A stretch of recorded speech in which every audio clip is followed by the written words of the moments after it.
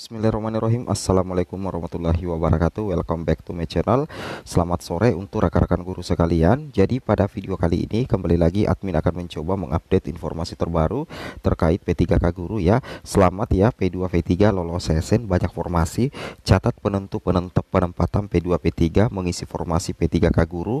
P2 dan P3 banyak formasi pengumuman urutan peringkat. Jadi bagi rekan-rekan guru yang baru pertama kali bergabung dengan channel ini, jangan lupa ya, tekan tombol subscribe dan aktifkan lonceng notifikasi agar setiap hari Bapak Ibu bisa mendapatkan update informasi terbaru dari kami. Jadi terkait dengan pengumuman urutan peringkat ya, untuk sebagai penentu ya penempatan bagi V2 dan P3 itu sudah ada di Juknis resmi P3K guru tahun lalu Bapak Ibu ya, tahun 2022 tentunya. Oke, kita langsung saja ya to the point, cek satu persatu informasinya. Di sini untuk pengumuman kelulusan ya bagi P2 dan P3 dan juga berlaku untuk V1 dan V2 itu Bapak Ibu siap-siap di bulan Februari saja ya. Bapak Ibu siap-siap di bulan Februari kemudian sampai bulan Maret, karena di antara bulan Februari sampai Maret itu akan ada pengumuman hasil kelulusan bagi P1, P2, P3, keempat, P4 sampai dengan usul penetapan NIP P3K Bapak Ibu ya. Jadi mudah-mudahan nanti April, Mei, Juni mudah-mudahan SK sudah bisa terbit Bapak Ibu ya, bagi pelamar P1, P2, P3 dan pelamar umum tentunya. Jadi ini menjadi kabar gembira ya, bahwasanya untuk pengumuman hasil seleksi untuk V1, V2, V3 dan pelamar itu direncanakan tanggal 2 sampai 3 Februari ya di sini. Di sini nantinya Bapak Ibu akan mendapatkan penempatan, tetapi pengumuman finalnya itu baru terlaksana di tanggal 20 sampai dengan 21 Februari 2023 setelah melalui masa sanggah dan jawab sanggah. Nah, setelah pengumuman final bagi pelamar P1, P2, P3 dan pelamar umum, barulah akan ada yang namanya pengisian DRH atau daftar riwayat hidup Bapak Ibu ya, dan sekaligus usul penetapan NIP itu nanti dimulai tanggal 7 sampai 31 Maret 2023. Jadi sementara Bapak Ibu melakukan pengisian DRH, maka pemerintah dalam hal ini Panselnas akan melakukan usul penetapan NIP P3K juga. Karena itu mulai dari 13 ya, full bulan Maret ya Bapak Ibu. Full bulan Maret 2023 itu usul penetapan NIP. Sedangkan untuk pengisian DRH juga itu 22 Februari sampai dengan 13 Maret 2023 tentunya. Ini yang harus Bapak Ibu pahami dan Bapak Ibu cermati ya.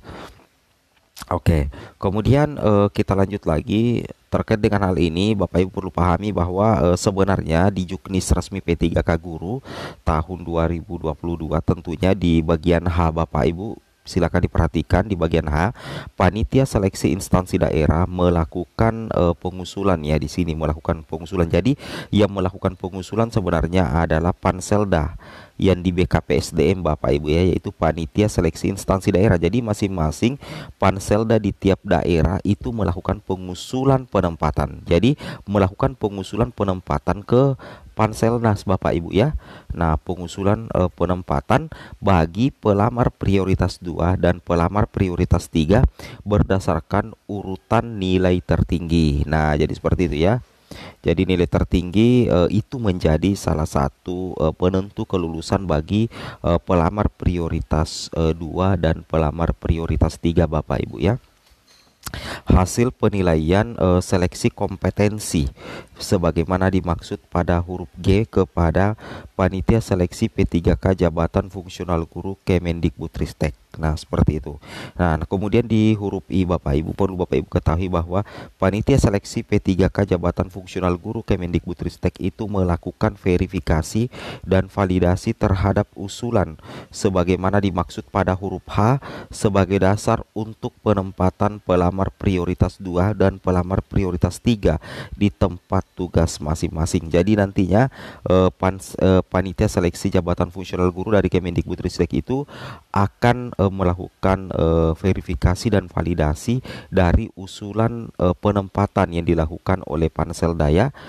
Nantinya itu akan menjadi pertimbangan untuk memberikan penempatan Bapak Ibu bagi pelamar prioritas 2 dan pelamar prioritas 3 di bulan Februari Maret tahun 2023 pastinya ya. Itu akan terlaksana.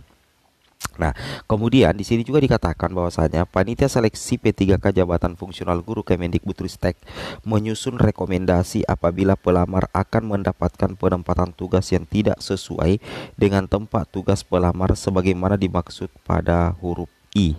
Rekomendasi tersebut sebagai dasar PPK menentukan tempat tugas baru bagi calon P3K untuk jabatan fungsional guru, seperti itu ya. Nah, itu yang harus Bapak Ibu pahami dan Bapak Ibu cermati ya terkait dengan hal ini. Kemudian kita lanjut lagi. Nah, seperti ini Bapak Ibu ya, penentu pengisian formasi untuk P3K 2022. Kita sudah katakan tadi itu berdasarkan dari nilai akhir. Tetapi bagaimana kalau dalam satu sekolah itu ada 4 pelamar, kemudian nilai akhirnya sama? Ya, anggap seperti itu ya. Kita lebih sederhanakan lagi di sini. Dalam satu sekolah itu ada 2 formasi dan ada 4 pelamar. Nah, kalau berdasarkan Juknis itu berdasarkan nilai akhir ya. Nilai akhir itu berdasarkan nilai akhir. Nah, tetapi kalau misalkan nilai akhirnya sama, maka itu didasarkan lagi di usia dan didasarkan lagi di masa kerja, seperti itu ya. Nah, jadi misalkan di sini ada 4 pelamar prioritas 2 dan pelamar prioritas 3, masing-masing mendapatkan nilai akhir yang sama. Masing-masing nilainya adalah 100, antar yaitu Pak Mamat, kemudian Bu Nana, Pak Roni dan Bu Sintia, seperti itu Bapak Ibu ya. Nah, tetapi kalau kita lihat dari segi status, ternyata dari keempat orang ini ada salah satunya yang berstatus P2. Nah, nilai akhirnya sama tapi status Pak Mamat ini P2. Maka secara otomatis Pak Mamat ini karena dia P2, maka dia akan langsung mengisi satu pos formasi di sekolah ini. Maka tersisalah 3 guru prioritas 3. Nah, kebetulan ketiga guru prioritas 3 ini memiliki nilai akhir yang sama.